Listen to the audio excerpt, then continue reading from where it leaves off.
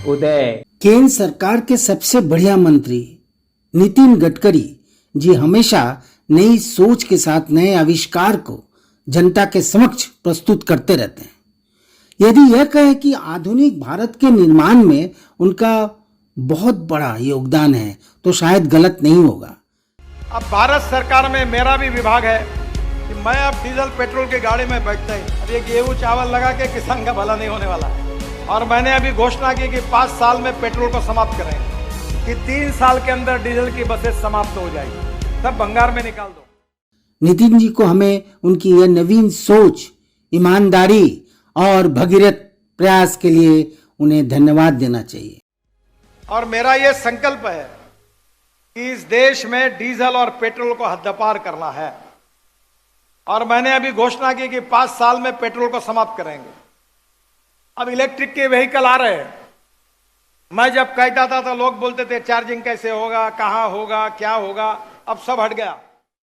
दरअसल नितिन जी का मानना यही है कि इथेनॉल के कारण न केवल प्रदूषण कम हो सकता है बल्कि गन्ना किसानों को भी फायदा होगा और देश के नागरिकों को भी फायदा होगा। लेकिन कैसे होगा, यह सब कुछ जानने के लिए वो हमें विस्तार से गाइड कर रहे हैं। व्हाट विजन 50,000 इलेक्ट्रिक बसेस लेने की बात कर रहे हैं। अब आपको मैं बताता हूं, आप हरियाणा में एक निर्णय कर दीजिए कि 3 साल के अंदर डीजल की बसेस समाप्त हो जाएगी, सब भंगार में निकाल दो। इसमें फायदा है आपका। एक डीजल की बस चलती है तो 100 से 110 रुपए किलोमीटर खर्चा है, और हमारे एयर कंडीशन इलेक्ट्रिक बस का खर्चा 41 रुपए पर किलोमीटर है। तो आपका 25% बस का रेट कम करा दो और हरियाणा की जनता को एयर कंडीशन बस में घुमाओ, और आपको बताता हूं आपको फायदा ही फायदा मिलेगा ट्रांसपोर्ट को, ये मैं बता रहा हूं। और इसलिए ये इलेक्ट्रिक बस के लिए आप पहले शुरुआत करिए। दूसरी बात, आपने ट्रॉली बस की है। ट्रॉली बस यानी ट्राम है जो टायर पे चलती है, जो केबल लगाकर चलती है। आप मुझे प्रस्ताव भेज दो। अब आपने भेजा ही नहीं, तो मैंने अपने कॉन्स्टिट्यूंसी में और हमारे जनरल वीके सिंह साहब के गाजियाबाद और नागपुर के लिए पायलट प्रोजेक्ट को प्रस्ताव तैयार कर दिया है। आप भी भेज दो, मैं ट्रॉली बस चला दूंगा। उसका टिकट 41 रुपए से भी 30 रुपए किलोमीटर आएगा, क्योंकि उसमें लिथियम आयन बैटरी की जरूरत नहीं है, और सब बसेस एयर कंडीशन होगी। और मेरा यह प्रयास है, जिस पर मैं बहुत कंपनियों से बातचीत कर चुका हूं, कि जहां से आप इस रोड पर आए, यहां से मुंबई तक मैं उसको ई हाईवे बनाना चाहता हूं, इलेक्ट्रिक हाईवे, ताकि यहां इलेक्ट्रिक का ट्रक अब मैं लॉन्च कर रहा हूं। 40 टन का माल जाएगा ट्रक इलेक्ट्रिक का, ट्रैक्टर इलेक्ट्रिक का। अब आने वाले समय में बसेस इलेक्ट्रिक की, कार इलेक्ट्रिक की, स्कूटर इलेक्ट्रिक की। पेट्रोल के लिए अगर 10 रुपए लगता है तो इलेक्ट्रिक के लिए 1 रुपया 1.5 रुपया लगता है। और हमारे देश में इलेक्ट्रिक सरप्लस है। और पेट्रोल और डीजल प्रदूषण करता है, इलेक्ट्रिक प्रदूषण नहीं करता। मैंने तो तय कर दिया है कि मैं अब डीजल पेट्रोल की गाड़ी में बैठता ही नहीं, मैं इलेक्ट्रिक गाड़ी में बैठता हूं।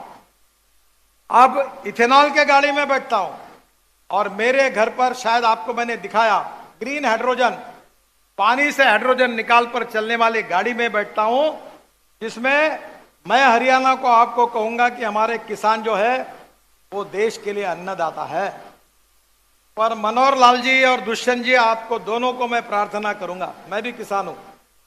अब ये गेहूं चावल लगा के किसान का भला नहीं होने वाला है। अब किसान को अन्नदाता बनाने के बजाय ऊर्जादाता बनाइए। ये किसान ऊर्जा तैयार कर सकता है। एक कुएं से पानी निकलेगा, पंप से पानी शुद्ध होगा, और 1 करोड़ का इलेक्ट्रोलाइजर लगाकर वो पानी से हाइड्रोजन और ऑक्सीजन अलग होगा।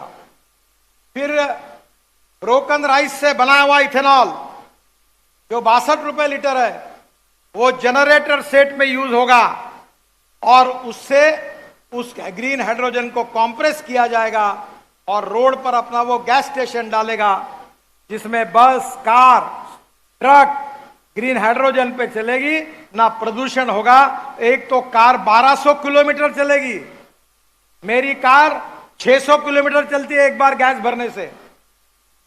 ये सबसे सस्ता है।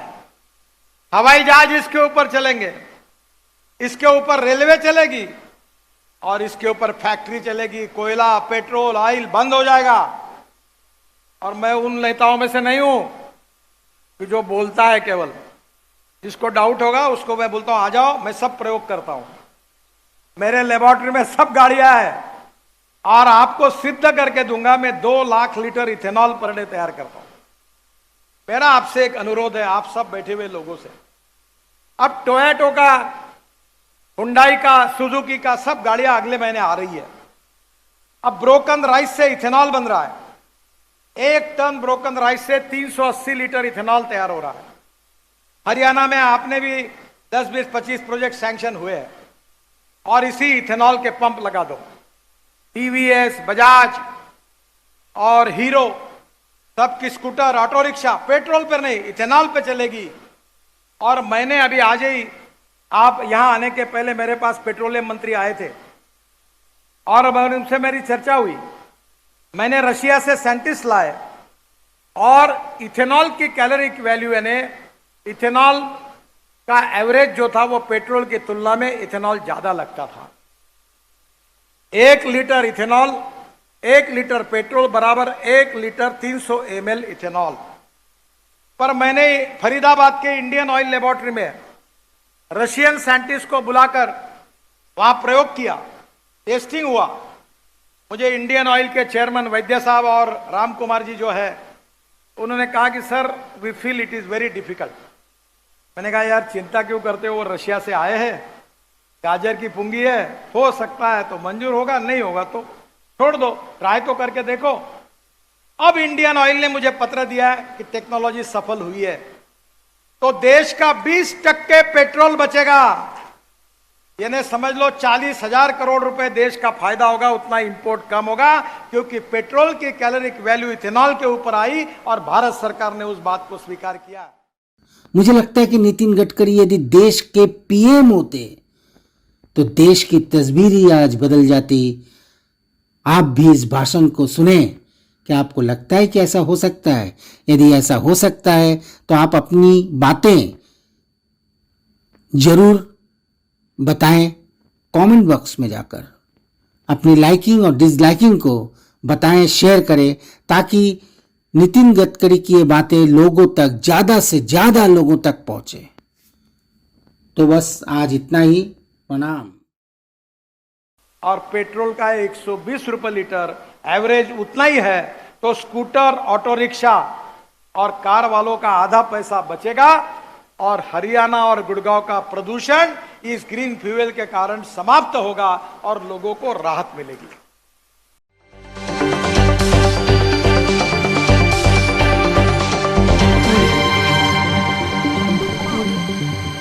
आज उदय